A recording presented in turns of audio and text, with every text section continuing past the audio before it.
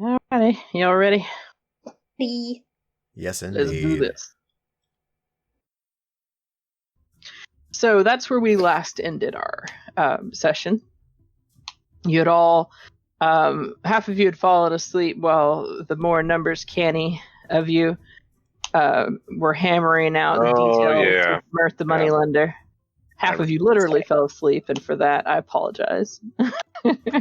I probably should have just said we'll work this out in chat next week, but I loved it. You did, I know, Jimmy. But everyone else was asleep except for Anthony. But anyway, the whole deal was at the end of that meeting. You were all pulled to the window as you heard a cry go up from some of that's the right, yeah. The town criers. Yes. Yeah, because what's her face? The thief killed someone, I think. Exactly.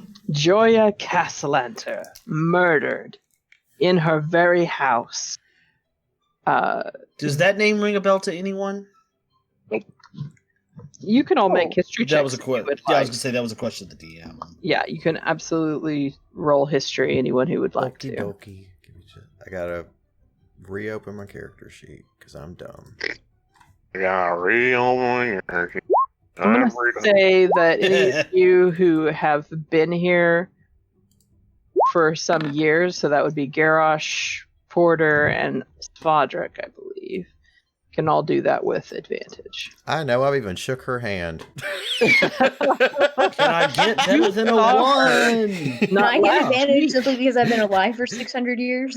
Well, you haven't been here for that long, so no. That's true. No, I was mainly just kidding. Yeah, the Garrosh and Druk. Druk, you've heard the name. You know that the Castellanters are one of the important, noble, rich families of Waterdeep. Garrosh, you actually met her not last week by happenstance when there was something of a festival going on, and she was roaming the festival with her attendants, and you happened to just cross paths, and something came up which meant that she actually spoke to you for a moment, and so you knew her to be a young, very bright, up and coming name in the city. One in the political circles who people were starting to sort of maybe finger as possibly being one of the next important people in those who rule Waterdeep. Right. But that's really all you knew. So you kind of got to meet, like someone, a popular person who was about to run for governor, that kind of thing. Okay. Well then, that's a good way to put it. I share that little scrap of information with the group. The Black Viper. Yeah. I can't remember exactly what all I knew about her, other than you knew that the Black Viper was a sort of a Robin Hood-esque figure, with a little bit more murdery skills. Yeah, murders the rich and resurrects the poor. Yeah, something like that. And I think I had a handout. Well, I guess my question would be, would I know whether she is the kind of person to just kill because she wanted someone dead, or is she purely a prophet assassin? Yes, yeah. Is she working on her own, or is she just doing a job? Definitely a little of both. Her reputation throughout history has been of a notorious burglar, pickpocket, mugger, assassin, somebody that you could go to if you needed a job well done. Okay, It does seem she's not known as necessarily an evil person. I would say that of the two options you just asked about, her just being someone who is sort of for hire, like a mercenary, is more on the nose. You're not really sure, what her motives or what her personal motives are. Yeah. Okay, thank you.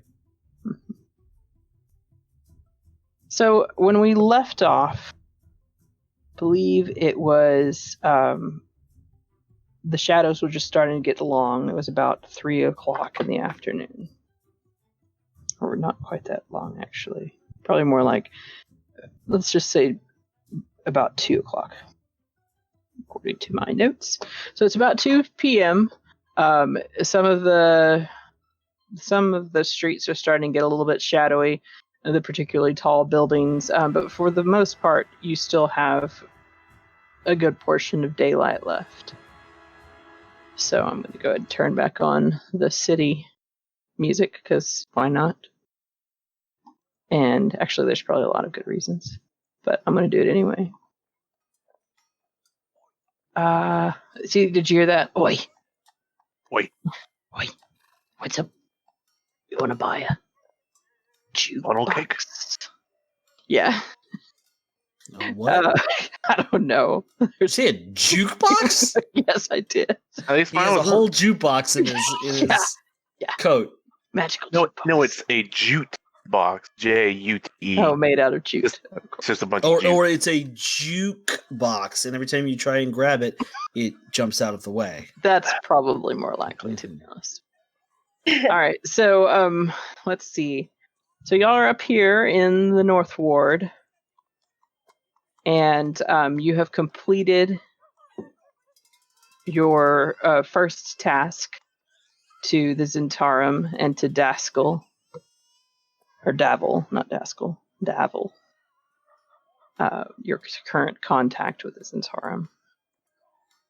And you have another possible job for him that involves finding someone, a criminal.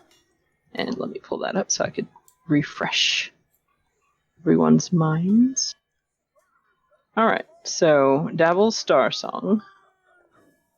I believe it was in the Dock Wards. This guy right here. Tasked you with making a delivery to what turned out to be the Black Viper. And also he said that someone is killing elf and half-elf sailors in the Dock Ward. 3 dead so far, each one decapitated by a blade. Jeez. In the dead of night. So sort of a serial murder going on. And for reasons of his own, he has asked you to look into it, saying he thinks the City Watch could use a little help with this one. Did he point us in any specific direction as far as starting, or just go to the docks? He didn't tell you much more than that. Just the Dock Ward. Yeah, no other clues, so that will be up to you. It's luckily only one of the largest areas of all of Waterdeep, so... I imagine that was definitely a nighttime type mission, I guess you could say. The other thing you had on your agenda, I believe, was to visit Istrid, the other person from whom you might acquire money. I think we were going to attempt to do these 2 missions for her first. That is entirely up to you. That is not necessarily the case, but you can do that if you want to. The more successful you have been for the Zhentarim, the better word Davil will put in for you with her. Yeah. But it's again, you don't have to complete both of them. Even he had said you didn't have to complete both of them, but it's up to you all. Istrid Horn, I believe. When it comes to, I wouldn't mind going ahead and completing both, especially if it would get us a better rate. Yeah. The lady, whatever her name was, Skull Crusher. I don't know. Fuck. It's just vaguely Leg Crusher. That's what I was calling her in the last one. Anyways. Yeah. I'm sorry. Yeah, no, so I'm not opposed to doing both. But the thing is do we have time? Because I can't remember when we needed the money by. There was apparently going to be several guild members visiting your establishment this evening, around dinner time, to make the last of the deliveries and collect the debt owed. Okay. How much do we need tonight? The full amount. Okay. So then we would need to visit her today then. Again, it's up to you, but if you want to do the full amount, then yes. Well, if we have to pay this off by tonight, and we're looking for a murderer who strikes at night, we're probably going to have to just put off that investigation and pay things off now. And then you do have 400. Let's see.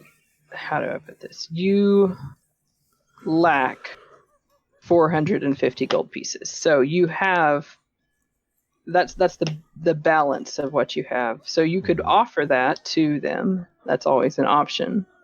But that might be somewhat damaging to your reputation.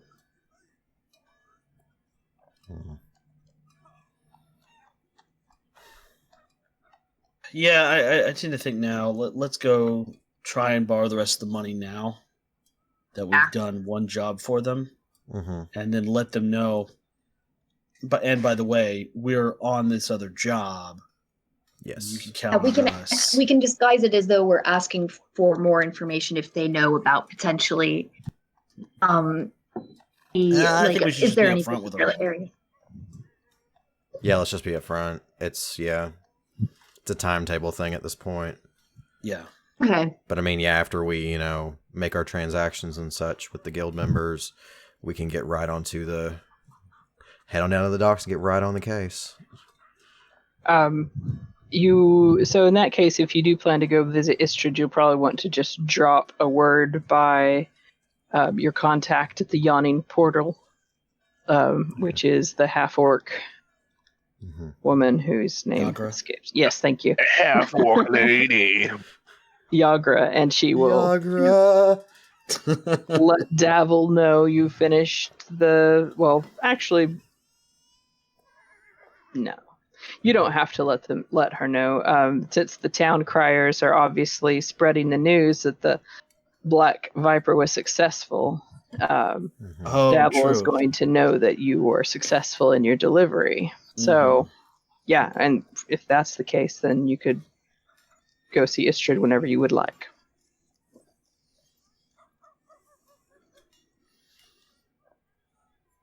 So we'll go talk to Istrid. Let's just go ahead and get it done. All right.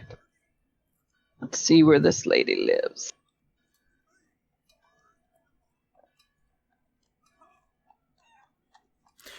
When it is time to go down to the dock ward, I say we stop by the Skewered Dragon and talk to my friend old Clive, because maybe he'll be able to point us in the right direction.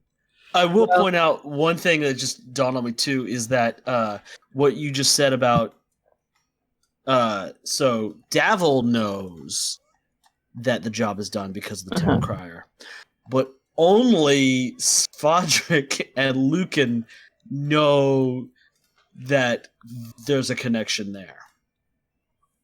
Oh, you haven't told them yet? No, I didn't. No, he didn't. Oh, I couldn't remember. He was. But you told Lucan? No, Lucan saw right through me. Ah, okay. Well, because because Anthony isn't here, I'm going to say that we'll just kind of hand wave that. Lucan probably would tell the group. I'm thinking that he or question you about that. How do you feel about that? Like if he saw right through you. Since he's not here, you're the DM. You make the call. Okay. Well, let me look at his alignment real quick. Also, coincidentally, guess where Istrid Horn is? In a warehouse on the docks. Oh, cool. How convenient. Hell yeah. Lucan's alignment says, throw Svodric under bus. I gotta do what it says. It doesn't actually have it listed. What's his, he's a cleric, right? Yeah, no, I mean, warlock. yeah, he's a warlock, but it's just celestial, so Celestial warlock. yeah.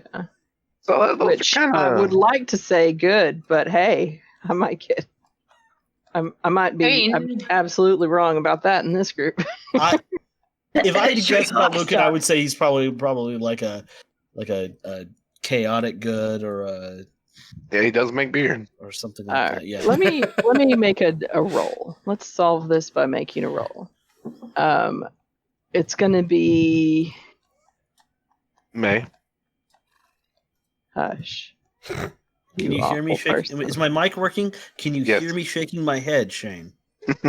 I'm gonna give it 60-40 odds. Uh-huh. I'm gonna say 1 through 59 he would question you about it, and 60 through 100 he would let it go. Okay. There you go. Okay. He let it go. I don't know if y'all can see that. Can y'all see that? Yep, 95. Mm-hmm. Okay, cool. Very good roll. Too bad I wasn't on a treasure table. Damn it. Okay. So, You could be. so where we are headed is way down here to the docks. Way down here to the docks. In the warehouse. Alright, so we're going to put the warehouse in that same general area, and we're going to label it Istrid Horn. So, y'all are going to mosey down that direction. You want to hit the Skewered dragon first, or do you want to hit Istrid first? Don't hit her too hard, though. She's kind of a tough. It's preferably not hit her at all. Yeah, maybe not. Or are we coming from where our tokens are? Yes. So it's let's going go to be in your best interest to probably rent a carriage to get there in any sort of time. Oh, that's right. Okay. So it's usually a couple silver to rent a carriage.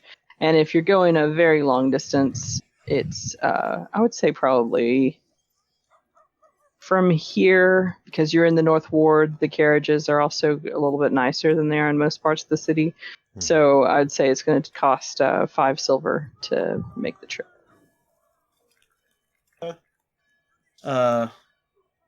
Put it on the company card. And I jump into one of the nicer ones. All right.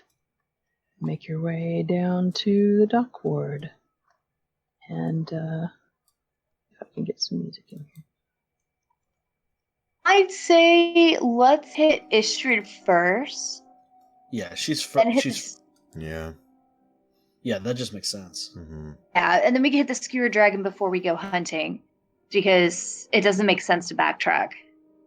Yeah, works for me.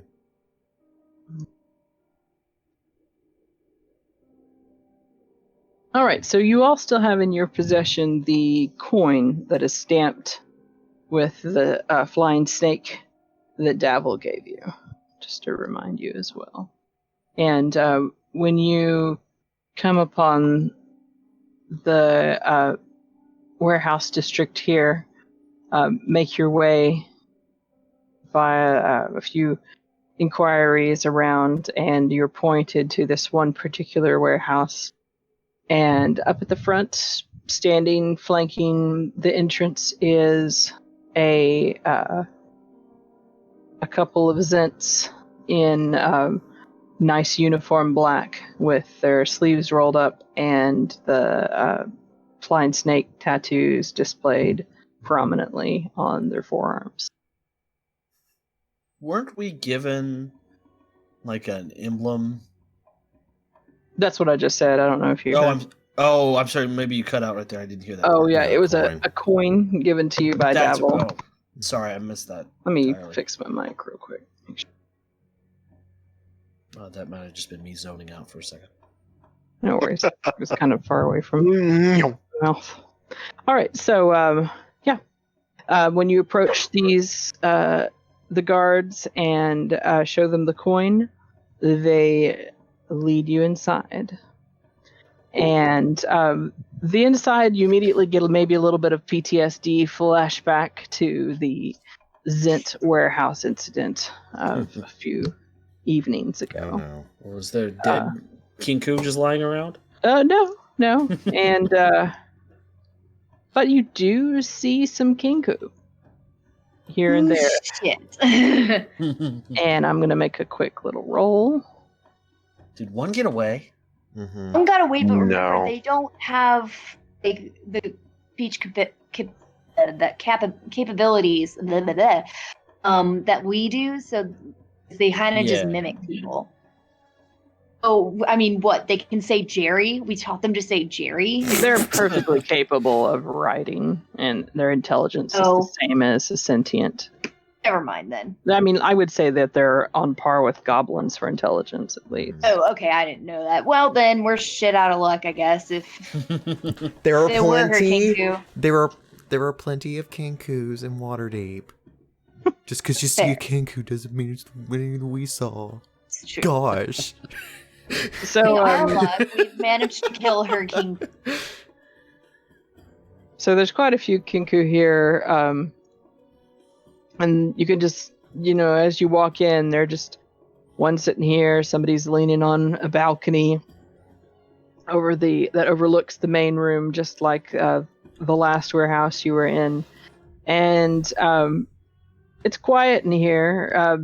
The background noises of people working and crates being moved, but no voices as all eyes watch your party move into the main room towards a imposing dwarven female who is sort of reclining on a bunch of boxes, and it's not intentional or anything, but it almost gives the vibe that she is on a throne and she is looking down on her domain as you walk towards her, and she sits above you all looking down. And I would like you to meet Istrid Horn. Ooh. Oh.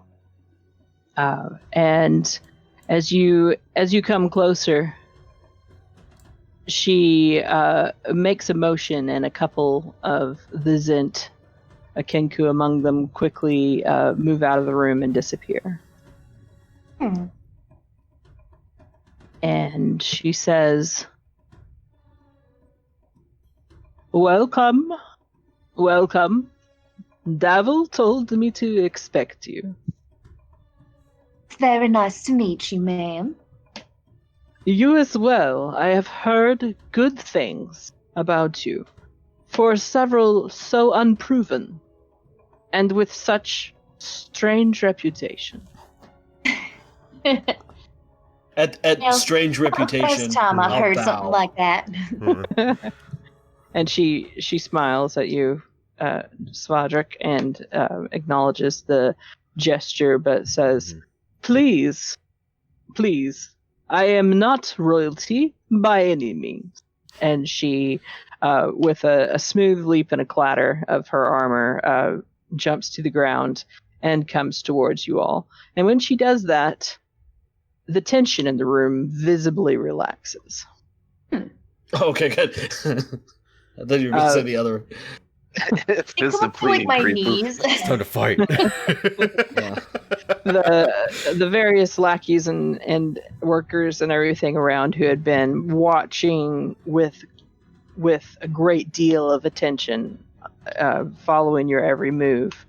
Half of them kind of go back to what they were doing. Nice. All right. So, you need money, and I wish to know how much. That is where we will start. How much money do you need from the Zhentarim? How much debt do you wish to incur with us? And she kind of gives you this sort of enigmatic smile. Let's see man, my brain just right? blanked out. No, forget it.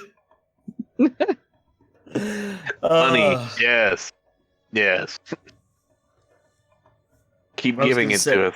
Yeah, I was gonna say Stop. the carriage here was 5 silver, so 400 gold, 5 silver. You actually need 450, I think. The amount Okay. that at least I have on my notes, and Jimmy, you may have taken better than me, is that you needed I did not write 850 that one and you down. borrowed 400 from Mhm. Mert. So you need 450. Oh, okay, yeah. Uh, So yeah, we tell her 450. She gives you a smile that crinkles her eyes, but doesn't really reach her eyes. And she says, oh, this is a paltry sum. Do I Tell have it. competition? Get Oh my. I would say, I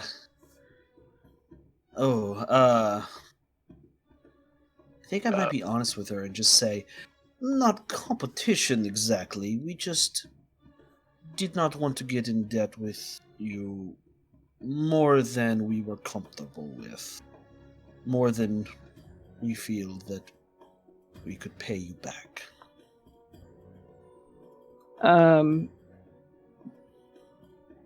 Her lips kind of thin, and she says, who did you go to before you came to me?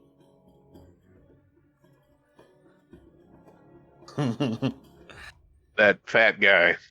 Yeah, I will say. And her oh, expression instantly sours, and she says, Mert? You went to Mert? I think so. Oh, we were given great recommendation. great recommendation for given a somebody who's going to recommendation. have his fingers in every pie. Yes, Oh. well, Maybe it is time. Is Lucan with us? Because I want to glare at him. Yeah. She says aside to one of the people who's next to her or close to her, maybe we should relieve him of some of those fingers, I'm Oh. thinking. Oh. And then turns back to you and laughs, says, I'm joking. I joke. I jest. I would never do such a thing to poor innocent Mert. And here is a picture of Mert, by the way. I meant to thank show you. you all. Oh my Nice. gosh. Porter looks at that hammer and goes, I don't think you joke around with that hammer, though. Like on one So- hand, I want to be like, go remove his fingers, but on the other hand, I'm kind of like, I'm a chaotic good character. She wouldn't say that. Hey, She live says, a little. He's sure Rostov. She says, well, business then. Let me just tell you numbers. I am not someone to beat around the bush like this Mert. I do We not do it care for- what you do with the money I give you. I do not care if you use it to rebuild this tavern or hire a prostitute or murder an enemy. The only thing I care for is if you pay me back on time. And so for that, Sorry, go ahead. Right. and so for that, all I need is a bit of interest for my trouble. The faster you pay me back, the less interest you will owe. I typically say a 10% interest per 10 day, but for this paltry sum, I say 20. This is a take it or leave it offer. I am not willing to negotiate on this, you understand? You do not like it, go back to Mert and get more money. Come on. I'm sure he will welcome you with open arms. The first failure... I'm sorry, I'm going to just get through this real quick. The first failure to meet a payment will add 10% to your amount owed. The second failure... Well, we don't really do second failures around here. And she looks around at everyone, and they all kind of laugh. Let's hope you it's have a to joke. find out. Huh? So we have 10 days to get her money back plus 20%? No. You just get Oh. charged 10% interest for 10 day, and you have to make a payment. Okay. Payment every 10 days. And y'all can agree as to how long that is going to be. Okay. Okay. Like how long it will take you to pay this back. Oh, I see. I was like, we have to get. Wow, that's a lot to get. Okay, So I we just see have to what do like a good faith effort on a schedule. Okay. And let's see. So basically, we agree on an amount, and then that will, determine the time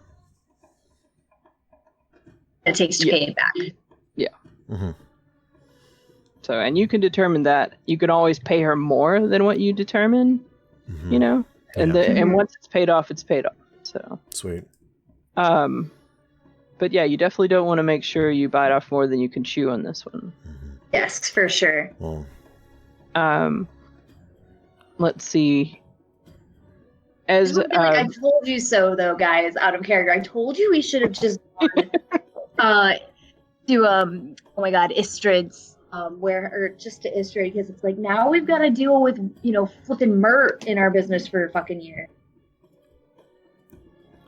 well, I mean, like depending on how much you borrow and how long you take it to pay it off, you could also deal with having Zentarum thugs hanging over your head for a year. Yeah. So there's definitely give and take. Yeah. So. I mean, Mert didn't, completely fund us, so it's not like he And can he's just. also probably a whole lot easier to push around than this lady. That's true. Yeah, but she doesn't. She doesn't care what we do with it, and she's willing to stay out of our business. Yeah, as long as so- she gets her money. Garrosh would be like nodding as she's Yeah, while she's talking. Like Garrosh. Garrosh is cool with going with this deal. But yeah, I'm fine with it. He's a hard ass, with, saying no negotiations, but I'm cool with it. Let's see. Just gonna go.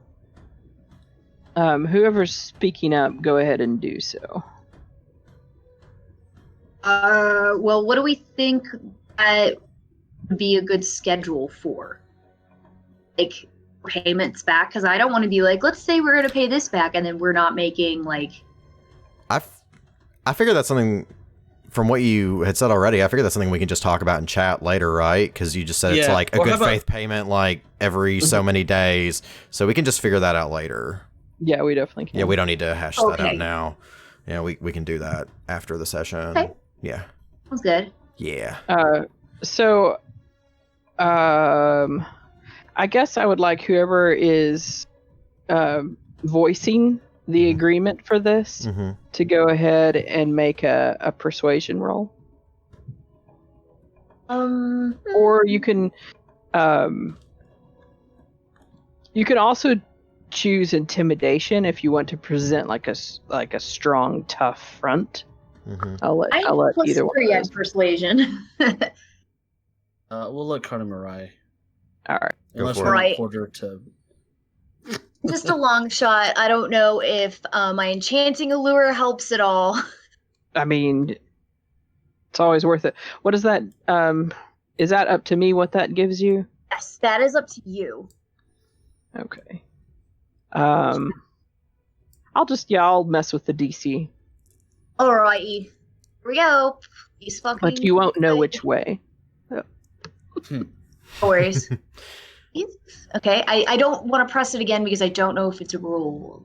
Oh, I didn't see anything.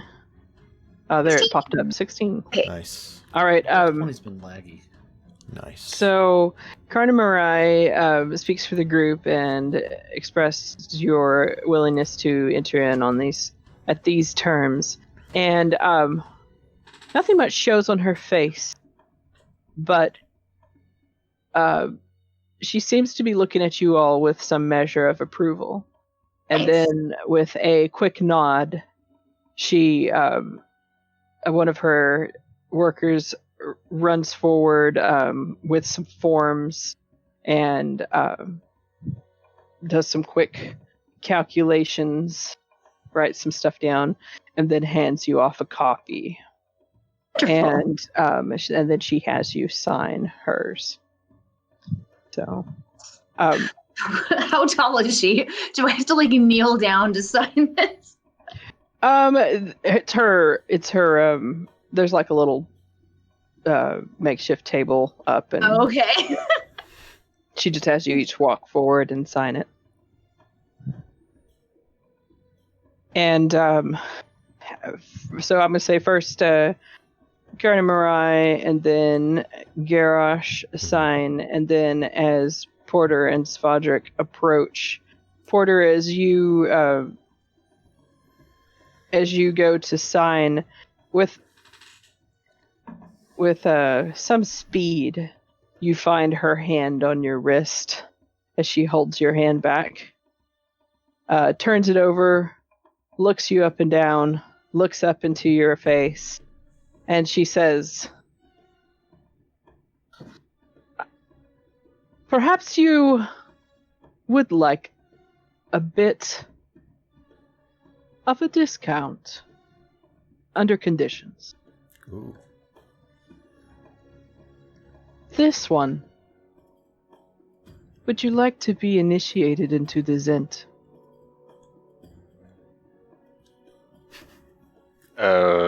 I should have done some reading.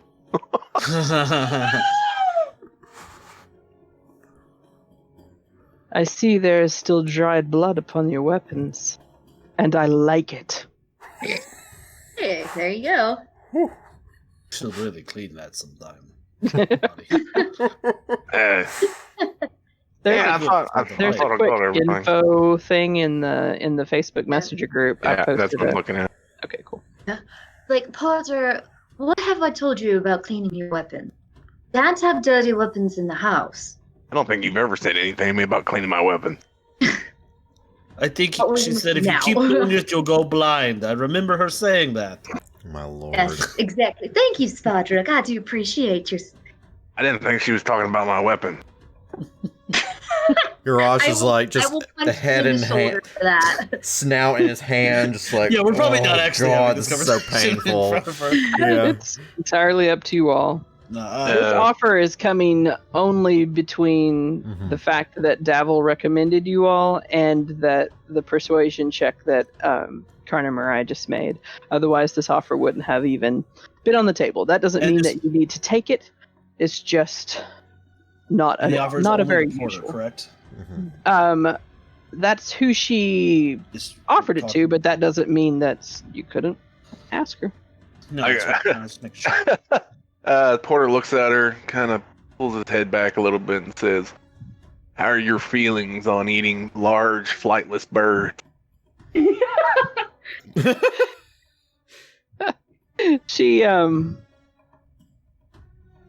She looks at you and she says,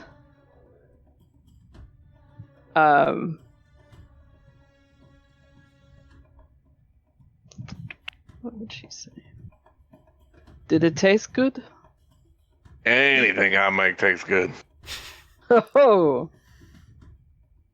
then we are not unalike, my friend. Oh, well, consider me part of the team. Excellent. And she snaps her fingers, and you are grabbed and pulled from the room. I will kind of be like, Okay, guys, I guess I'll see you later. Bye. sorry, was that? Did we hear the offer? No, she just turns to you all, and as the door closes behind Porter, who's being forcibly escorted into a side room. Mm-hmm. I'm pretty sure I won't regret this. She says, as compatriots to a newly initiated member of the Zhentarim. What are you doing with that thing? No. And she smiles. On trial. For the duration of the trial, your interest will be 5%. Oh. Thank you so much. I do so appreciate your generous offer. I should say your generosity. I'll go with that instead. Sorry. You're gonna do what to my butt? What? I stepped away for a second. What is happening? Butt stuff. Porter's just going to Zhent. Check. Got it. Good. Let's go. They dragged him into another room unceremoniously, and Shane's you having a can. fun time. Well, let's see. Porter, why don't you go ahead and make a Constitution saving throw for me? Oh my god! Back in one piece. Nice. Oh, welcome to do. It's all is very quiet for a while Istrid looks around at you all, and after a moment she says, a tough one, that one. Yeah, you hear him go, I didn't tell you to stop. Yeah, she says, I chose well. There's usually a lot more whimpering. I'll look at her and go, nothing. And Like his resilience knows no bounds. I'm going to message Shane for just a moment, so bear with me. Mm-hmm.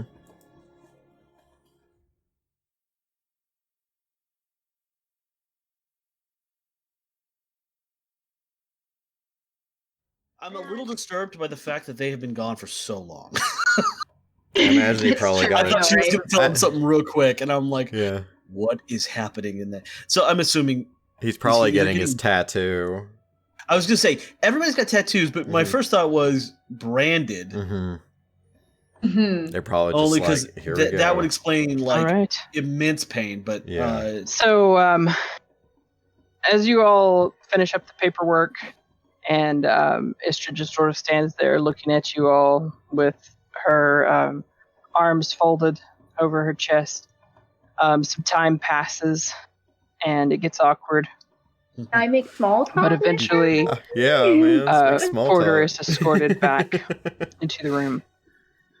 And the first thing you notice is his there's a dark patch of red blood Aw. over his chest and Us. on his shirt. Ouchie owie. And Istrid looks at you, Porter, and she says, "So, show me the goods." Find everybody. Take. I can't hear you. Can I not hear anybody for some reason? Can you hear me? You hear me? Can you hear me? No, I can't. That's weird. One What? second. Hello. Are you? Whoa. Okay, now I can hear you. All right. Sorry. I made a depancing joke. No. Okay. No, she's I just pulled my shirt down to the left a little bit. and you all see over Porter's heart is now a tattoo of the Zhentarim flying snake. An angry red and bleeding tattoo. Mm-hmm. But Let me make a quick roll.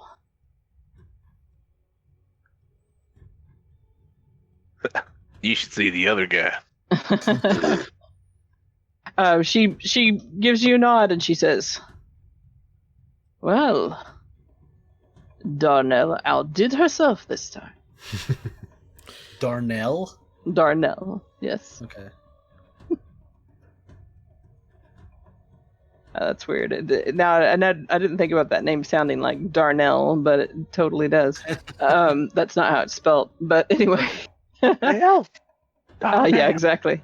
And she says, "Welcome to the Zhent. We'll be in touch." Are we going to talk about, like, dental?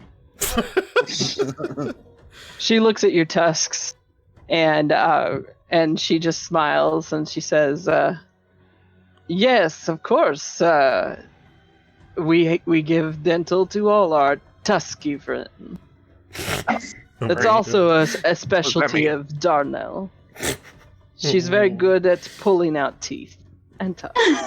Oh. You guys be nice to her, all right? Porter. None of this back talk, you hear? Well, you owe your half-orc friend quite a bit of money, it seems. He has saved you a fair amount of coin. That is all. You may go. Well, thank you so much for your generosity, Istrid. And thank you for your time. Certainly. Oh, and Porter. Yo. That's coin given to your group by Davil. You keep that. You carry it. No one else. Oh. Who's got it? Well, apparently you now, because I don't think we know. Oh. Ka-ting. Da-na-na-na. You got it. This is now mine. Yeah, this is, How much is in here? it's just a coin. Just But a coin? No, it's a symbol. It's a symbol of the Zhentarim, and it's a gold coin I got stamped with the same symbol you just got The one intimately familiar with. For some reason, I was thinking that we just picked up a bag of money. I thought that's... Oh no, That was you definitely picked up a bag of platinum pieces from the job you were on. But no, she was referring to the symbol. It's basically something that is given to initiates of the Zhentarim. That gif is so distracting. All right, no, it's okay. It's not your fault. We're gonna move somewhere. Gone. Yes, a little further. There you go. Yay! All right. So, what would you like to do now? Well, I think you said the evening time was when the I would assume that's their coming faces, up soon. the It's been Avengers. a long day. But we still got a fair bit of time, right? I mean, we could go. Well, we want to go to the Skewered Dragon. The Skewered Dragon. Should we ask her if she has any leads for us to follow? Actually, that's what I was going to ask while Porter was over getting the tattoo done. But I think you said you couldn't hear. Could we ask while we were waiting for Porter to come back? Could we have asked her about what she has potentially heard of, or if she knows anything? She was definitely like holding court over you during that all, and there was something of a ceremony type thing to it. I mean, weird, but definitely probably not the time to ask her stuff. And then she very summarily dismissed you. Mm-hmm. So you can talk to the guards here or some of the other members if you would like on your way out, but she is no longer available. Okay. All right, yeah, let's do that then. Do you see any elves or half elves? What? Yeah. There's a handful. You see quite a variety of races here. Well, I would like to talk to one of them. All right. Oh, I thought that's what you were asking the person. Yeah, me too. I was like The what? people, like the guards at the door. I was like, what? Yeah. See me elves or half elves? I was Yeah. like, I don't know if that's the question that's gonna get us. Any elves or half elves without a head lately? I was about to make that joke until I realized what she was actually saying. No worries. I'll be right back. Yeah, no. I was just asking that to the DM more than Yeah, I'll say that the one of the guards that was as you're exiting the warehouse, one of the guards that is standing there at the front is a half elf. Excuse me, half elf female. so female. Oh, okay. I'll turn to her and be like, oh, Miss, all right if I ask you something about the Dark Lord? Sure.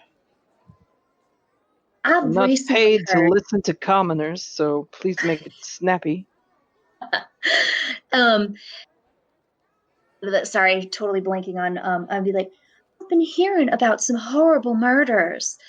Of those of of elves and elven heritage, and as someone who's the child of elves, I am was curious if you knew anything, because we are currently investigating the more coherent, but basically, yeah, kind of like we're investigating these murders.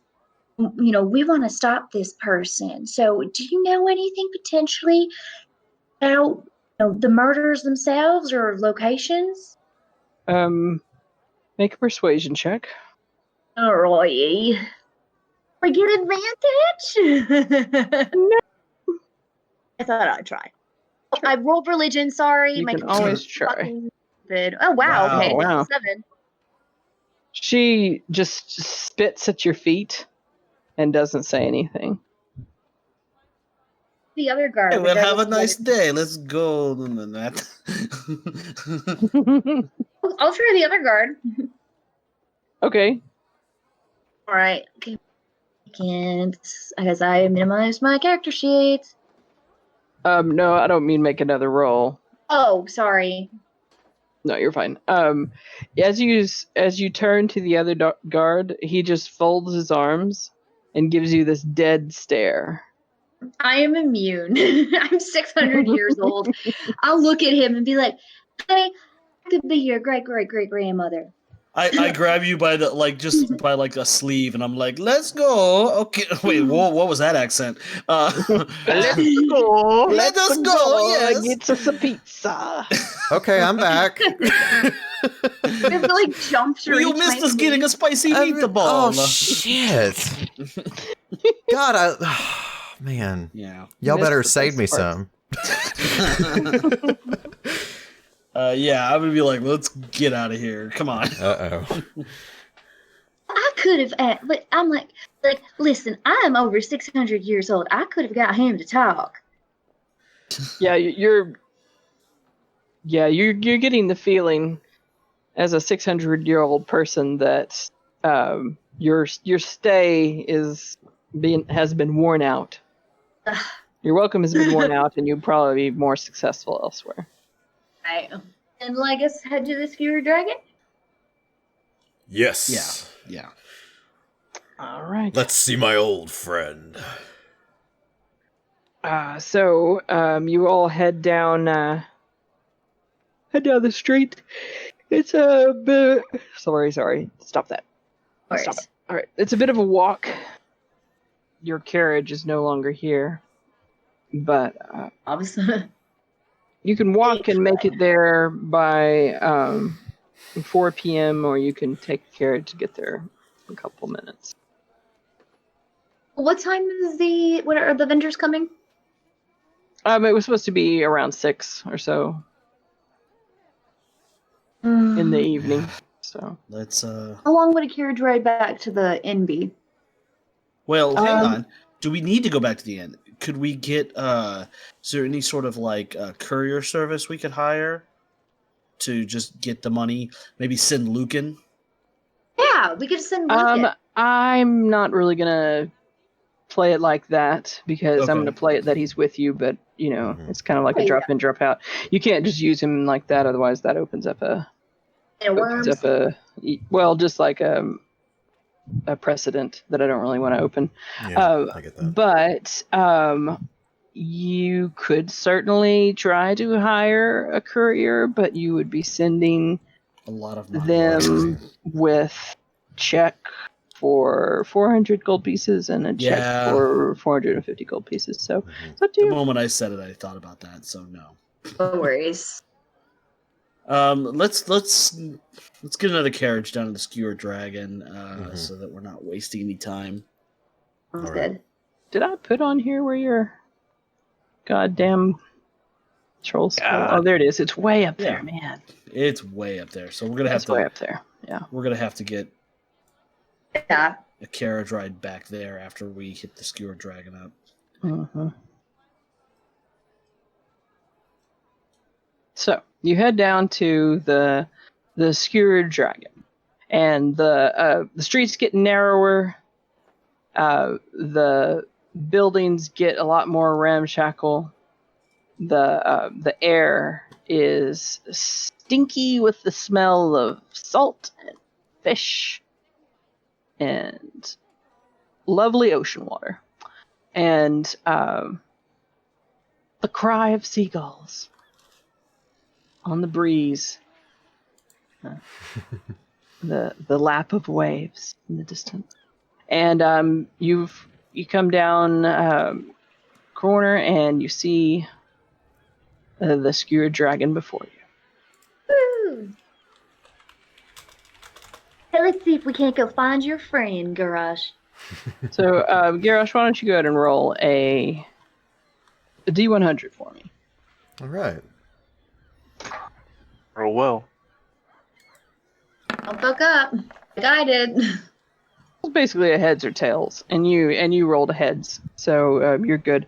There's probably a little bit more than a 50-50 chance that Clive would be here, Yeah. but we'll go with that.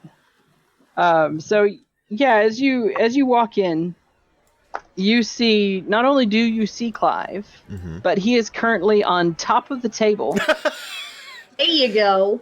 waving his tankard around, and going, I'm half elf, twice removed on my mother's side, and I'm proud of it. Proud of it, I tell you. I'll be damned if anybody wants to rub me out. We'll just step right up. Here, take your best shot. Oh my lord. And he like pushes his chin out. The crowd in the Skewered Dragon it's actually a crowd this time, since it's getting towards evening, and the usual crew is in, and most of them are just kind of making fun of him. The other half not even paying any mind to him at all, and it's quite rowdy in here. Yeah. I'll lean over to Grush and be like, Okay. well, looks like we came to the right place. Oh, yeah. So, Garrosh, he'll stop by the bar first and puts down 3 silver pieces. Says, could you please bring around a drink over for my friends and I? And turns to Clive and walks to the table, puts his arms out, says, Clive! Oh, my friend, my buddy, my pal. How are you? If it ain't Horny Blue. Horny Blue. I'm so glad. And he stumbles forward and into your arms. Yes, And I will he's catch just- him. Yeah, he's just giving you this big hug. Ah. And as he pulls away from you, his face is sort of wet with tears. And he's like, I was worried about you, Horny Blue. I'm gonna die. How dare you, Garage, worry your friend. I should say, how dare Yeah. you harm Yeah. worry your friend like that? Well, It's not done. I will set him on the floor. Because I imagine that he's not as tall. Yeah, he's not very big. Yeah, he's not as tall as Garrosh is. So yeah, I'll set him on the floor. I was not ready.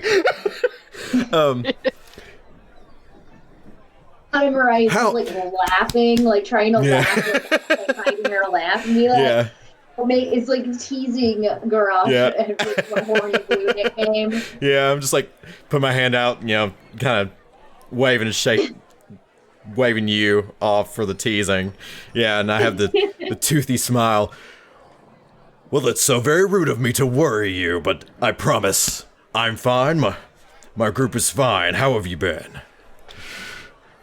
Well, last Blob told me you came by, took advantage of that tip. That's what I decided. That's when it was right there. I said to myself, Clive, old buddy, old pal, that big horny blue guy. He's not wrong. Yeah. Challenging here for Horny Blue. He's not wrong. He's a good one in my book. And look at you coming back to drinks, and right then your drinks arrive, and he just helps himself to one. He seems to take it for granted that there's one for him. Yeah, no. Totally is. No worries. You give the innkeeper or the bartender, I guess, the nod, and she kind of rolls her eyes and goes and gets another one. Yeah. brings it back. Sweet. So what brings you out to see your bestest friend in all of Waterweep? Waterweep. The city.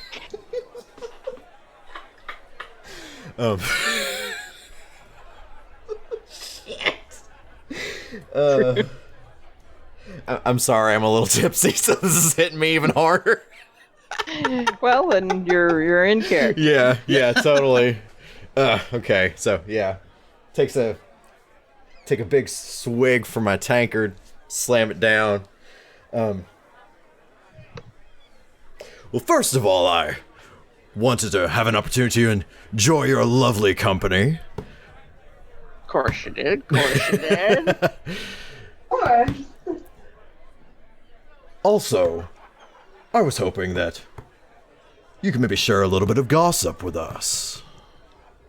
And he kind of puffs up his chest before you can even finish the thought. Well, you come to the right place for that.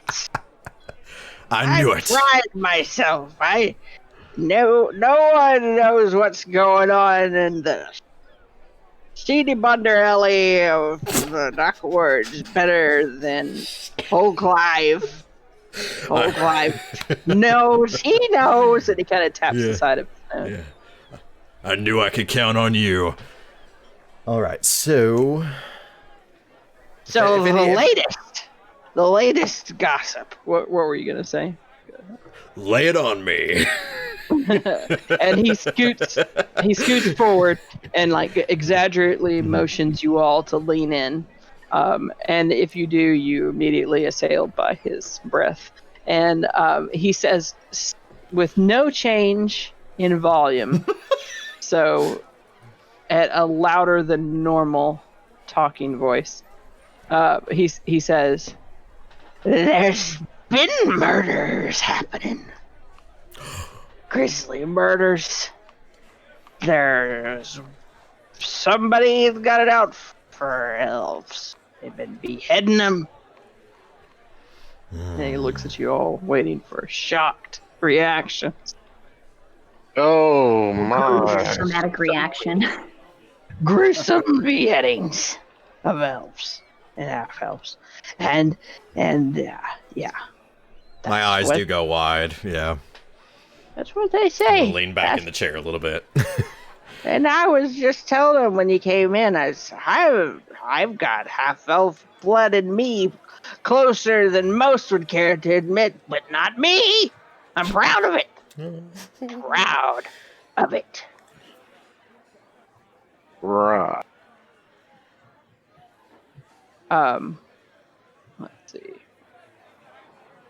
Go ahead and make Well. a persuasion check with advantage. Okay.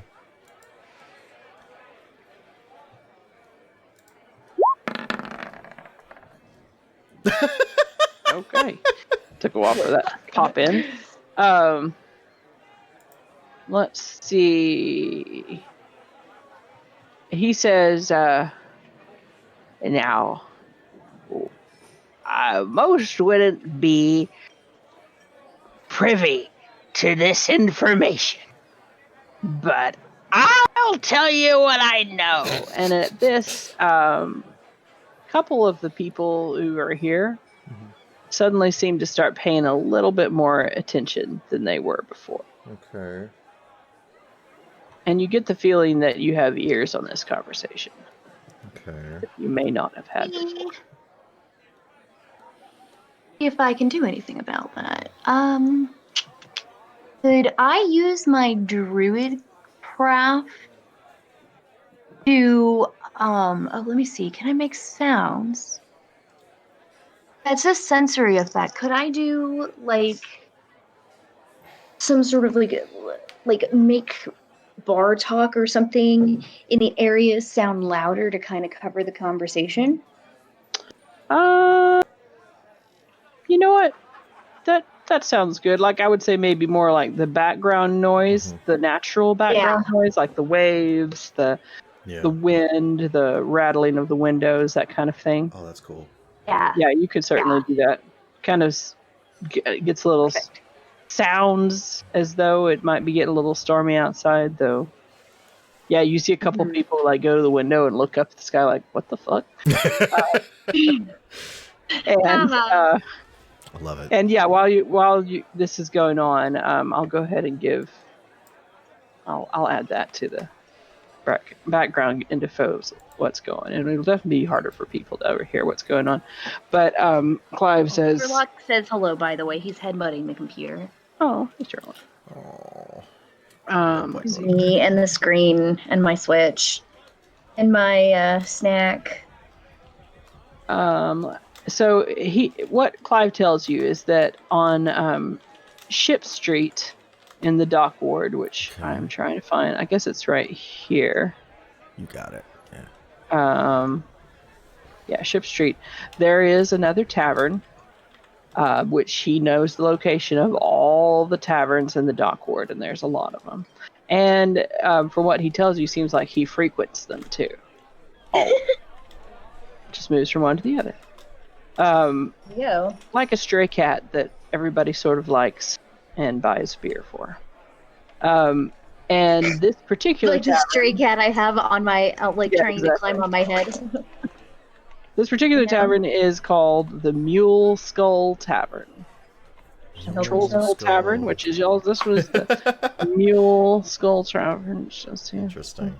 I like to have the skull in their tavern tag. Maybe it's a thing. I don't know. Let me put that down right there.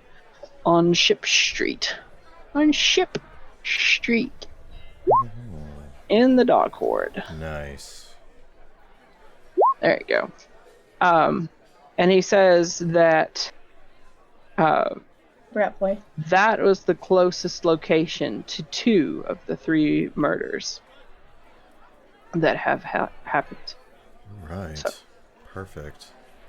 He recommends that if you want to know more, you should snoop around down there. Cool. Fantastic. Where was the third murder?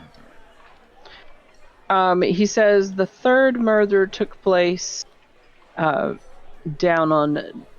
on Dock Street still, which is this area, but it continues on down over here, and it was much closer to this area, getting close to Smuggler's Run, which is not a place you ever want to go.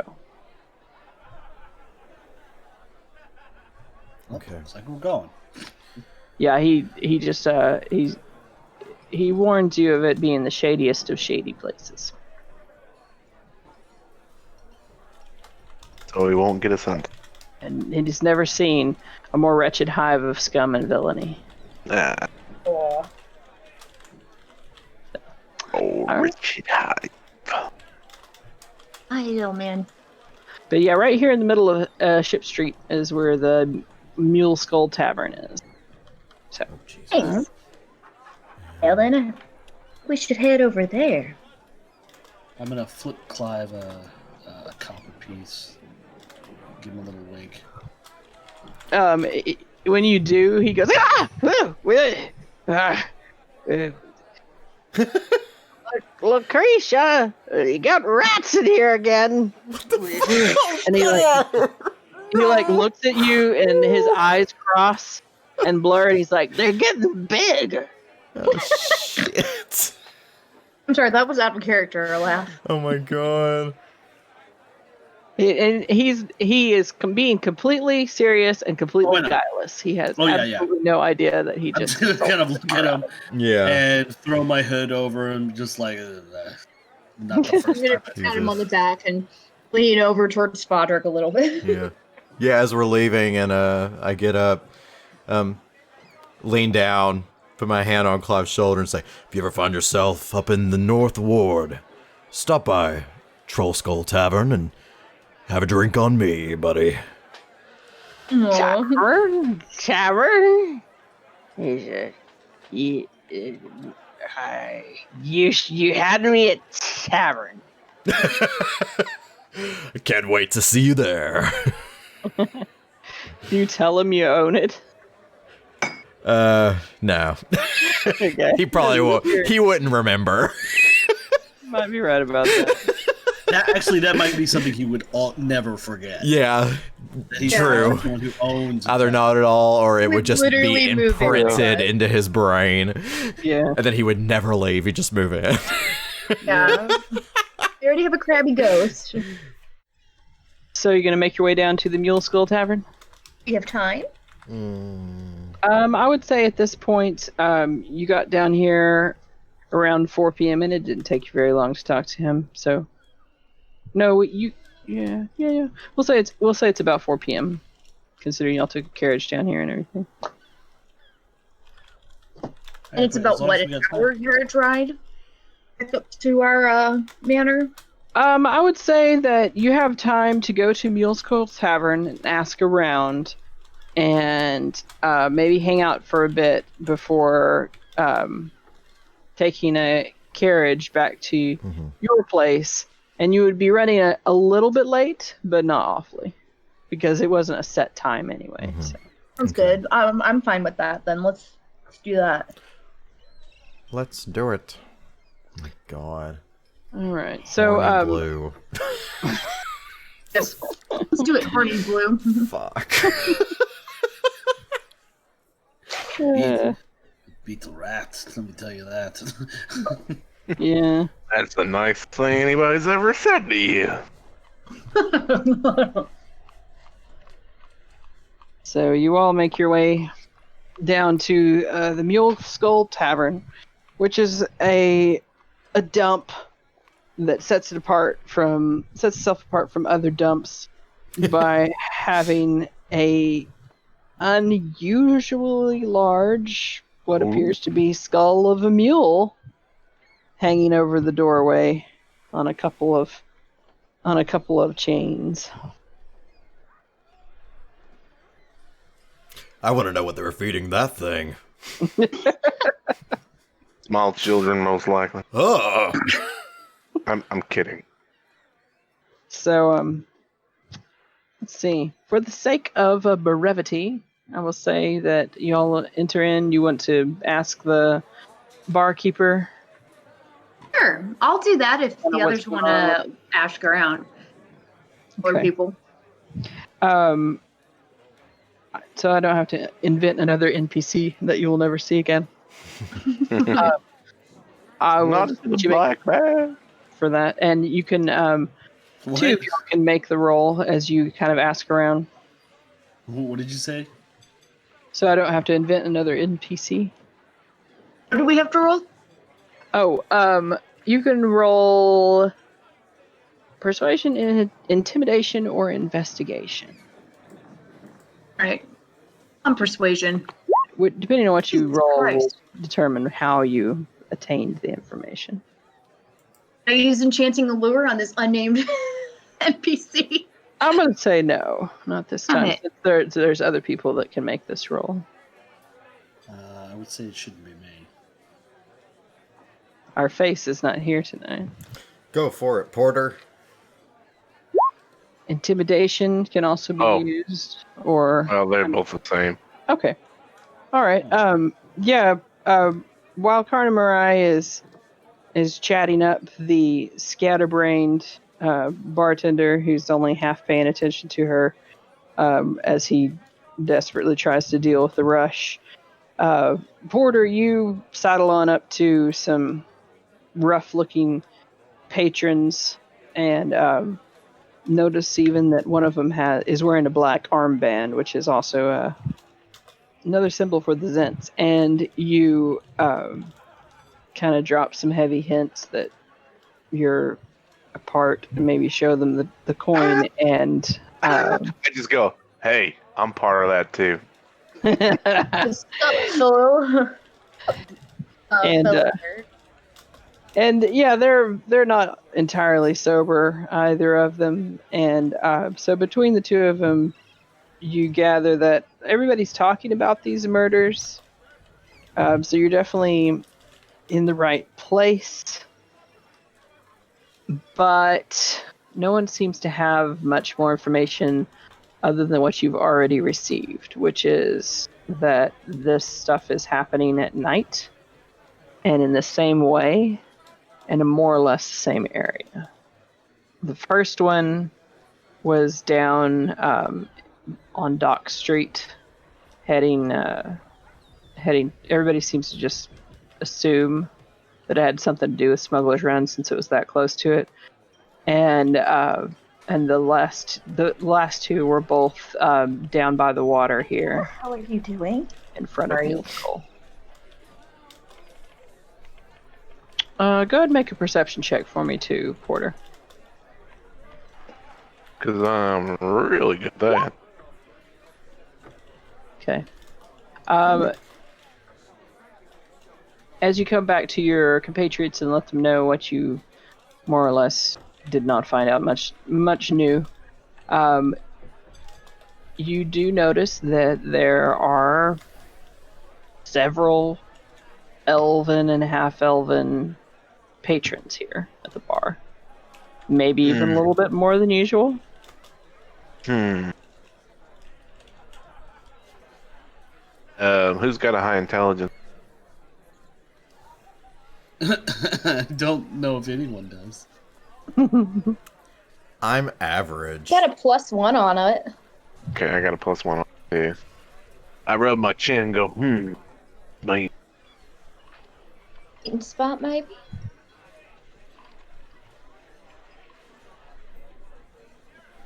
So I didn't find anything out from those Zhent guys? No, they didn't really. I mean, they told you the order in which they occurred, but they didn't really know anything else. Are the elves and half-elves giving us I'm gonna give it a looks? shot. Oh, I don't know shit. Not any more than normal for such an odd group. Can I nod my head at the innkeeper or bartender or whatever, Mm-hmm. and say, Yeah, they're real busy. Sorry, my cat is. Hey, can I help you? Sorry, he just jumped over me. Let me mute myself. I can talk to anybody in the establishment as far as that works there. I'll kind of just crook a finger toward anybody, see who. Hold my finger there's up. a couple of like younger, a younger boy, younger woman who are both serving food and drinks, but they seem pretty rushed right now, and yeah, but you can go ahead and try to talk to them if you want. The bartender themselves is not really even paying attention to you. They're too busy. When the old lady comes by, I say, y'all don't want to have y'all place known for having elves, half elves hanging out. You mean younger lady? I Whatever. said there was a Oh, I thought you said a young yeah. boy, young girl who are both serving food and drinks. But yeah, you ask them, and it's the young girl, and she says, yeah, well, I guess so. There's quite a few that live around in this area. Sort of family thing, cultural thing. I don't know. Yeah. So Can I know anything about it? Because my parents were elven. I married an elf. It's not really that much of a thing. It's more like, there's different neighborhoods that are sometimes a little bit more racially skewed to one side or the other, just naturally, with the city this old, and you're just kind of in one of those areas. But there's not anything more significant to it than that. Okay. Other than if somebody wanted to kill elves and half elves, this would be a good place to do it. Wouldn't lack for targets here, I guess. That's true. Anyway, are they can I tell if they're like part of some kind of faction or anything other than just elves? There seems to be a mix. There's some that have you see one that has like the armband of the Zhents on. Nothing else super obvious presents itself immediately.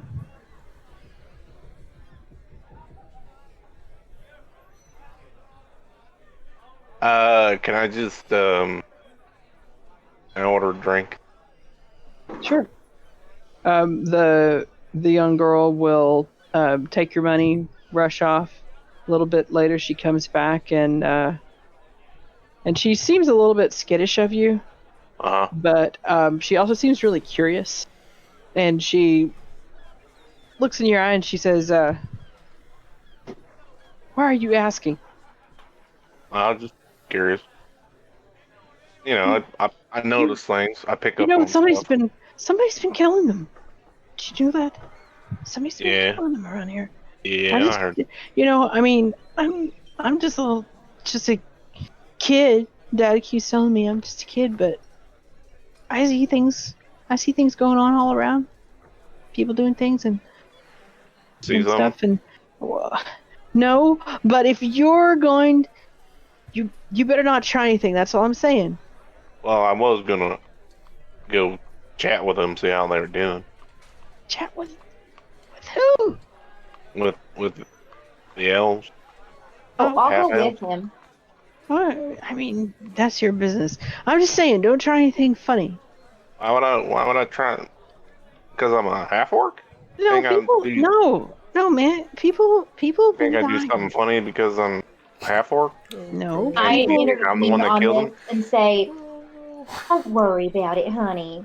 People been dying, and then somebody comes and starts asking about half elves, and they're obviously not police or anything. All I'm saying is, if you've been hurting them, you should just. So you do think I've been hurting them? Get the fuck out of here! I'm gonna punch Porter in the arm to get him to shut the fuck up, and I'm gonna be like, "Oh, sweetheart, don't listen to him. He's not the best at social niceties. He's asking because I'm a descendant of the elves," and I'll like pull my hair back so she can see my ears. Oh, okay. Like, I look a little bit different, but I am. My parents were both elves, and we're curious. We just wanted to check in that we've got distant relations. I've got distant relatives that live in the city, and so we wanted to check in. Yeah, I mean, I wouldn't hurt an elf. My best friend's an elf. Well, come on, man. It's true. He was just helping me out and asking while I was off talking to another. But we're sorry we worried you. I was just gonna offer my condolences. Okay. I mean, you don't have to get all uppity at me. Well, I'm not uppity, man. They're just. You seem kind of uppity. They're good people, and somebody's hurting them. Is all. And Cora, would you get back here and get to work? God damn it! I gotta go. Sounds like Thank it. you, Cora. I'll say as she runs off. Be like, Cora, be nice. I was Shame being on that nice. poor girl. She's the one that was getting on to me.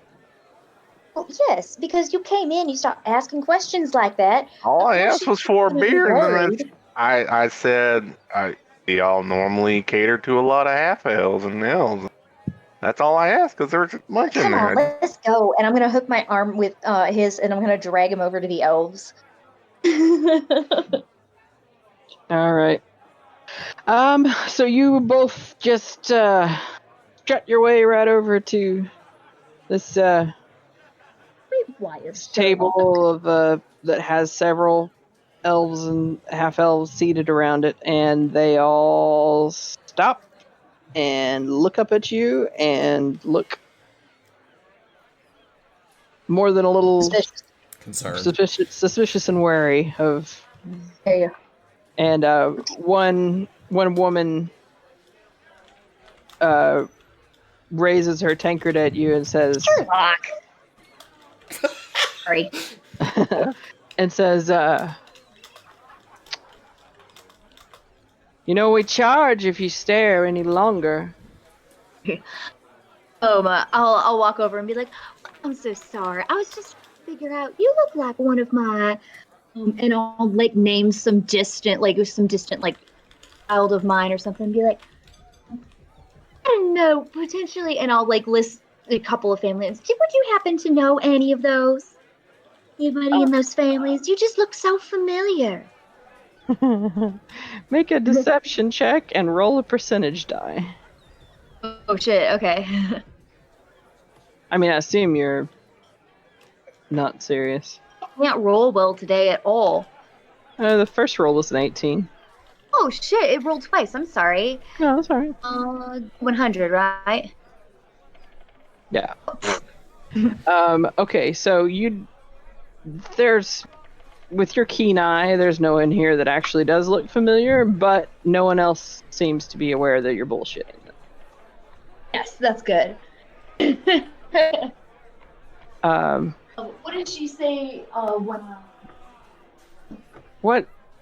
Look, what I wandered away because my cat is chewing on wires. What's your business here? This isn't the best of times. What do you want? Lay it on us, then get out. Oof. Child. Sorry. Let's do that. I'll just say, well, we've been hearing about this nasty business concerning elves, and as a elven Aasimar, and I'll put I'll have my hair behind my ears so you can really see like the elven ears and kind of traits of elven heritage that are visible outside of the complete and utter obviousness of the Aasimar. And just be like, my parents were elves, and obviously I have lots of children, half elves and full elves, and so I wanted to see if I could come down here and help in any way. It's just absolutely terrible what's going on down here.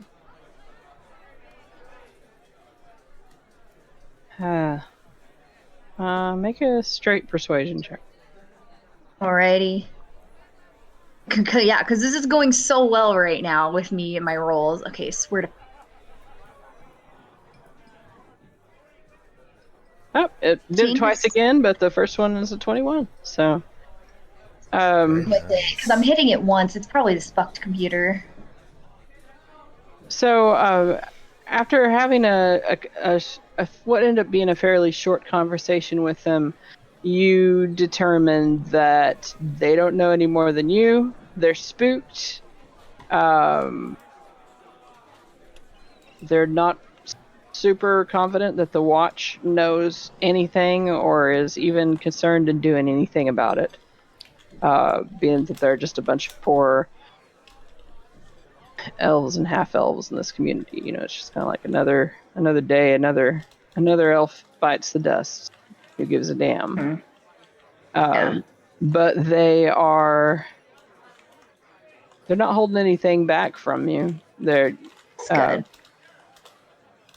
but they don't really have anything to tell you either. No new information.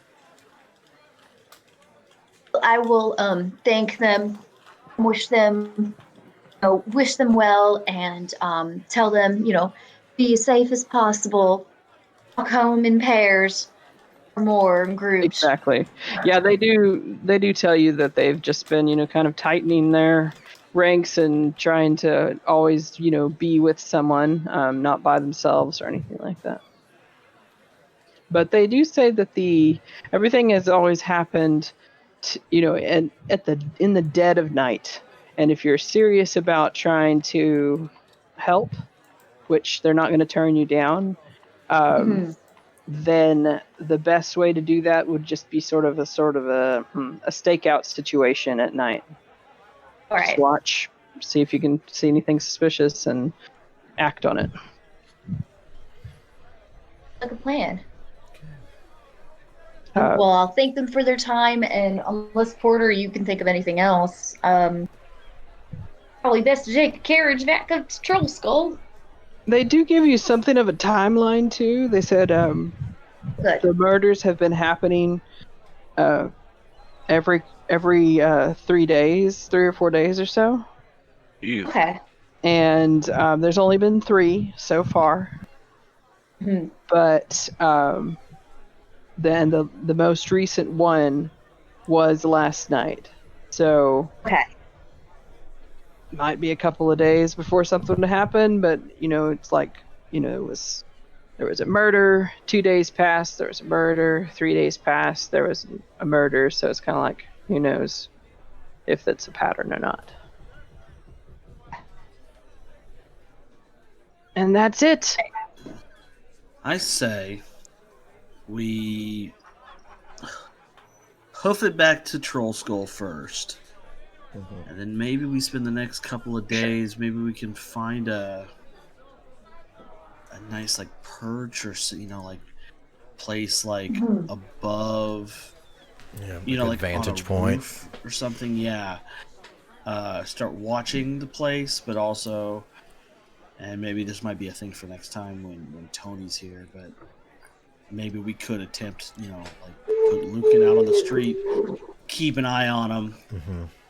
Connie Marai, you could do your spider thing. Yeah. So you're always there with him. And then, the rest of us can be Good plan. Waiting in the vantage point or something else. Yeah, very close by. So y'all head back to Trollskull. Garrosh leaves with the Waterdavian equivalent of the phone number. Yes!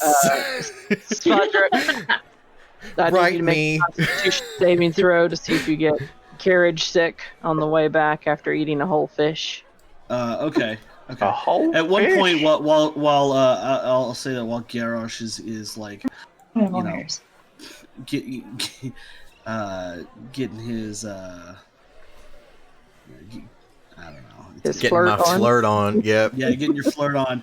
Yeah, you just hear Svodric clearly just choking on a bone. Oh shit! It's hacking it up. Oh god, went the wrong way. Sorry. Slapping you on the back even after and you're then done. I get it off and just start eating off of it again. Keep on keeping on. Yeah, you're fine. You're like fine. a cow chewing your own cud. A stomach of iron. All right. So, and when you all get back to the tavern, sure enough, there are a couple of carriages waiting outside. And within the next half hour, more arrive, and it's basically just the zoom out of here so I can get you up there quickly.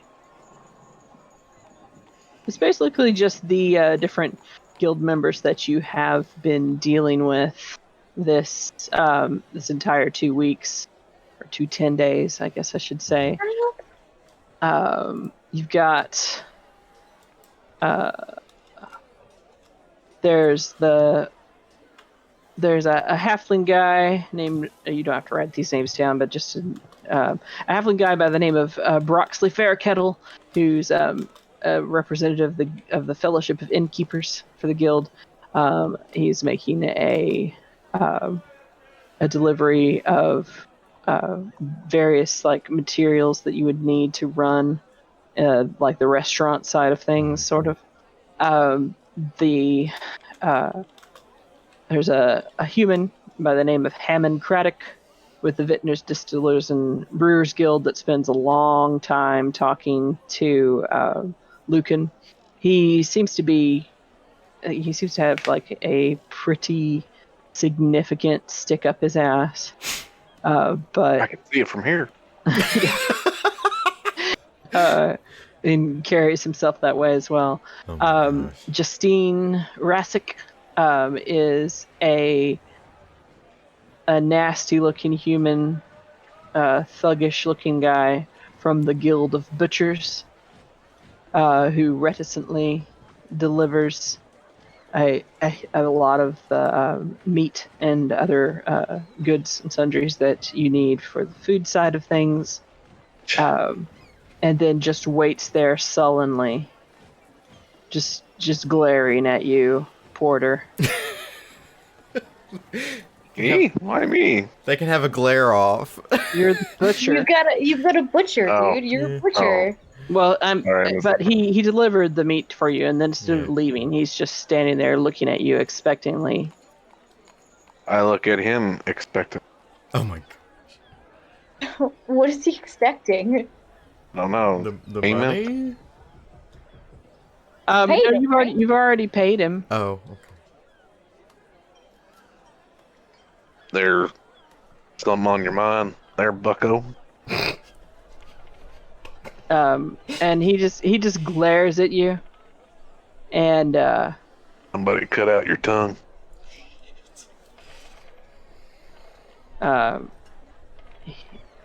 let's see. Yeah, he's make an intelligence check.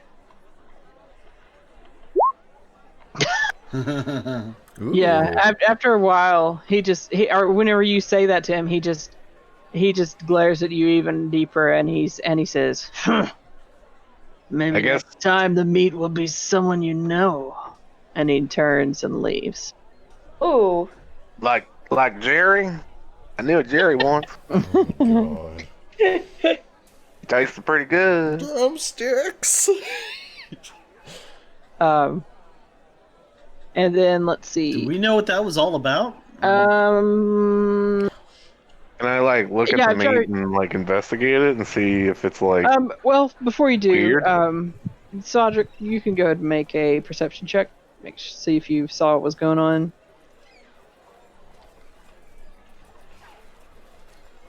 yes. Yeah, you definitely noticed it. Yeah, you can make an intelligence check too. Oh, wow. He was waiting for a tip. Oh, here's a tip. Yeah, he was waiting for a tip, and he was kind of put out when he didn't get one. That's all. But he was already just a nasty, I thought this was like somebody thuggish type maybe person in the first place, so he's Jeez. probably easy to somebody anger. knew, or it was a competition or something. Right.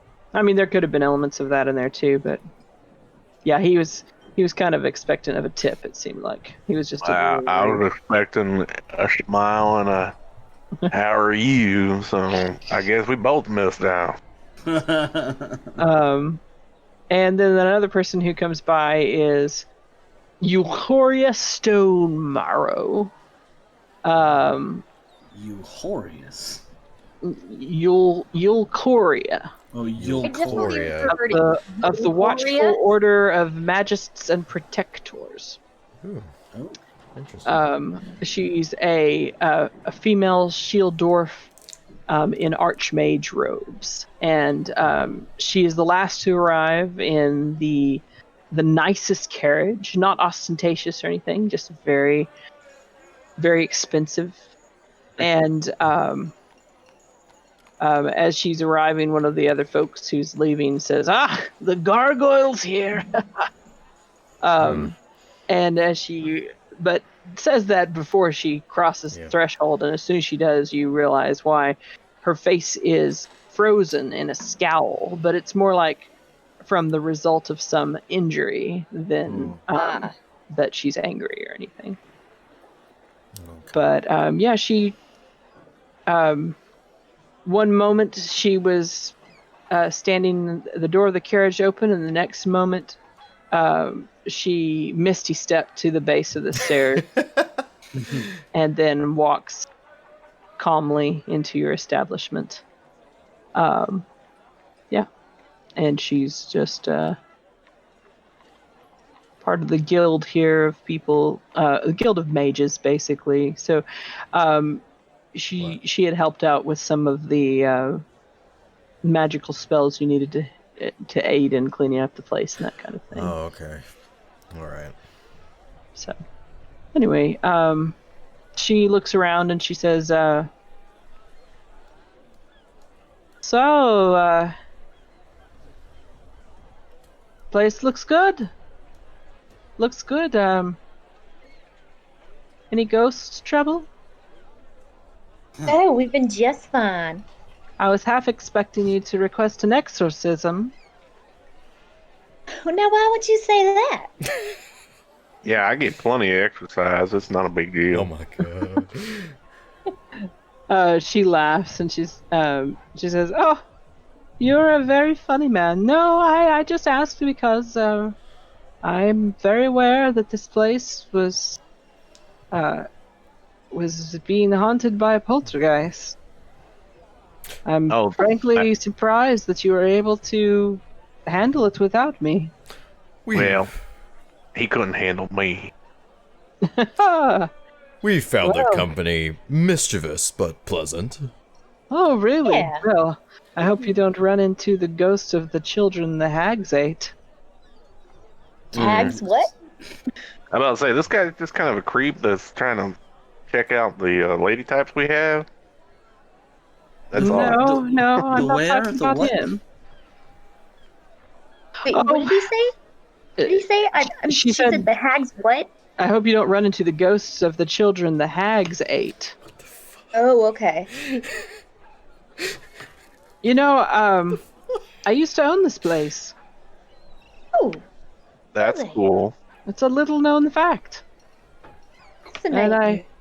I didn't really do much with it. I didn't end up having the funds or the time. But I sold it to someone in the family, and they fell on hard times and sold it to a woman who made it into an orphanage. But it turned out to be hags, and they were cooking and eating children. Ah, interesting history. Hags- You learn something hags- new every day, don't you? Yeah, as hags are wont to do. But Thank you, the estate had Volo. passed through several more hands in the years since then, but Now, hopefully I am- everyone's forgotten about that little incident. Excuse me. God. Now, just out of character, have we run across any other ghosts other than Leaf? No, Okay. you have not. Oh.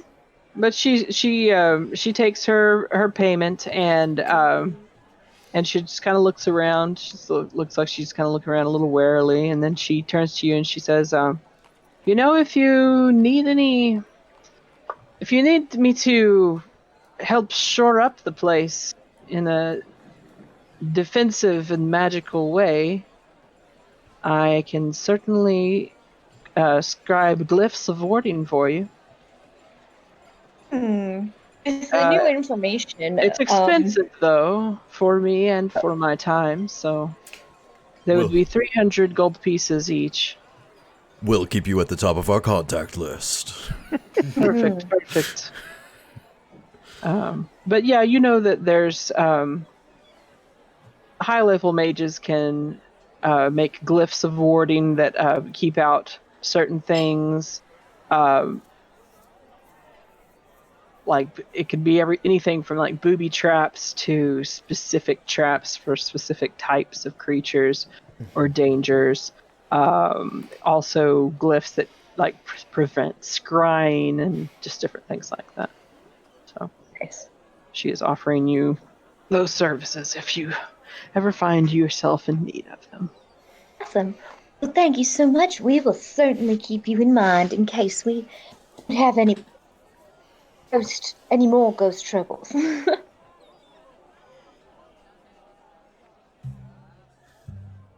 Yeah, that won't work. Okay, so as the last of these guild members and everything are exiting your establishment, Leaf slides out from or slides through a wall casually up to the bar and starts polishing glasses, which he's perfectly capable of doing. Mhm. And just making himself seen, doesn't really seem to care. Some of the people are definitely startled by it, but seeing everyone's lack of reaction to it, just kind of make eyes and nervously make their way out. But as you are all greeting Leaf and putting away the different materials that have been delivered, finishing up your day, a shadow darkens the door. Boy. Mm. A tall and imposing figure, silhouette, is framed in the dying light of the doorway, and in steps a very large man with huge jowls, draped in an ostentatious fur-lined robe and over satin red clothing. And he looks just a long and smug look around the entire place, making eye contact with each of you. What were you saying? How does he react to me? You see something you like, boy? How does he react to me? He just looks at you. I mean, like he's just kind of like he's making his presence known. And just kind of like, and he says, "Did you say that, Porter?" Yeah, he's gonna like linger and stuff and be like, "Can I do something for you, sir?" Actually, I wouldn't say sir. I'd just say, "Can I do something for you, there, bucko?" What, you aren't open yet? Do I look open? Well, I saw all these people coming in and out. You'd think by now you'd have gotten this place up and running.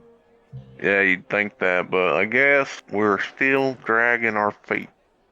It takes time to make perfection. You're a touch early for our grand opening, but how can we help you? I just look at Kirosh like, really? Hey. I would have, and he just comes over and just sits down at the bar, and kind of bounces up and down the seat a little bit, and you just hear him mutter under his breath as he looks down at the stool, and he's like, "Shoddy work," and then he looks up at you all and he says, "I definitely would not have put the bar here. If it had been up to me, I was going to put it over there." And he points to a different side of the building. And he says, and I hold up my hand and I go, "Well, that's all nice and dandy. Now you see this foot right here? I wouldn't have put it there. I'd have put it up your ass." Oh, God! Yeah, he just ignores you and looks up at the portrait hanging over the mantle, and he says, "And I definitely would not have hung that god-awful ugly hag there." Oh my. I would be very careful now saying stuff like that. Yeah, and no sooner does he say that than the glass that Leaf had been polishing falls to the floor, shatters, and Leaf disappears. And he looks around at y'all and he says, "My name is Frewn. Emmek Frewn. Did I scare away your little ghost?" I wouldn't necessarily say there. Well, I'll be around. See what you do with the place. What foretell the interest? Well, I was going to buy this place, but that chump of Volanthamp got it before I could. Outbid me. But that's life sometimes. In some, you lose some. I don't lose. All I do is win. Sounds. That's not how I don't know. works. I put my hands in front of his face and I say, "This all right here. This ain't a whole lot of win." Saying I've you're ugly. only started. I'm saying you're ugly. You get it? He just kind of, he stands up, looks you up and down. He says, "Well, what can I expect from someone of your..." And he just kind of leaves the sentence hanging. Well, I just gave you what to expect. I'm gonna kick. I'm gonna call you Porter, ugly. Not even subtly. Like, I'm just gonna kick him and be like, "Oh, yes. Someone of, as you can see." God, let's see if my brain will function. It will not. Like, fuck, I can't even remember. He phrased it as such as, sorry, my ADHD is kicking a little bad right now. Said, "What can I expect from someone of such," and left it at that, right? Yeah. Yeah, right. probably he stopped himself before he made a racist comment. Sounds like. Like, might be of a different caliber than you, but I assure you we are just the same in every way, shape, or form, just like everyone else. I don't Then know. I'll saunter over to him and Yeah. I'll say, "We always appreciate repeat customers, and we are looking forward to having you here. Oh, I We will- won't be a customer. Then I'm Ma'am. afraid you'll have to leave the premises because we only allow paying customers on board." Or You're into not the even establishment. open. I only came by to introduce myself. You say that we are no different. Well, let's see what the people of Waterdeep have to say about that. I will extend to you the same courtesy, though. And he flips you a card. Okay. See, And on it is it's a very fine card that's been engraved, and there's a nice stamp on it, and in filigree it says "Friends Brews," and then the address is Trollskull Alley. Oh, okay. And he says, "Come by and see the place. See what a real businessman can do with a pub." Pub.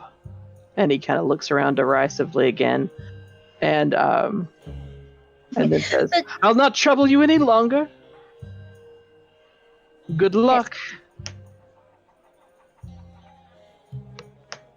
And he goes to leave. Good. I don't know. I didn't hear what you were saying, Alex. That's the yeah, best no, I news all got cut day. off. Yep. I did not hear most of what you said. can introduce yourself to the door. Yeah, he just said.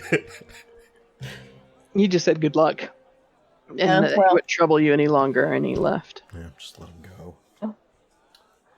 On his way out, I'll say, He wants to be "Be sure to watch your step out there. Wouldn't want anything ghostly."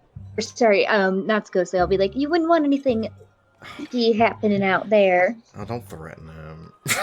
No, I'm not. I'm warning him about Leaf. Yeah. Oh, I think he already knows. Yeah, well, I will close the door with a big smile. Like, well, that guy's not particularly pleasant now, is he? As I walk back over to the bar. I think that would be an I forgot to understatement. mention when I was talking to him, I got like right up, like, close to him, like kind of in his face, like the point of like I'm trying to intimidate him, but usually it's not that effective in the terms of intimidation. Most of the time, people are like, boobs, you know. Like, this is a judgment-free zone, and he just brought an energy that I have no time or tolerance for.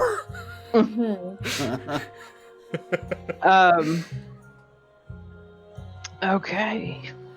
I am going to take the card, and I'm pretty sure I can. How the fuck did I put roll 20? My millions of tabs. I'm going to pick the card up, and I have produced flame as a cantrip, and I'm going to light it on fire. Nice. Throw it in a glass.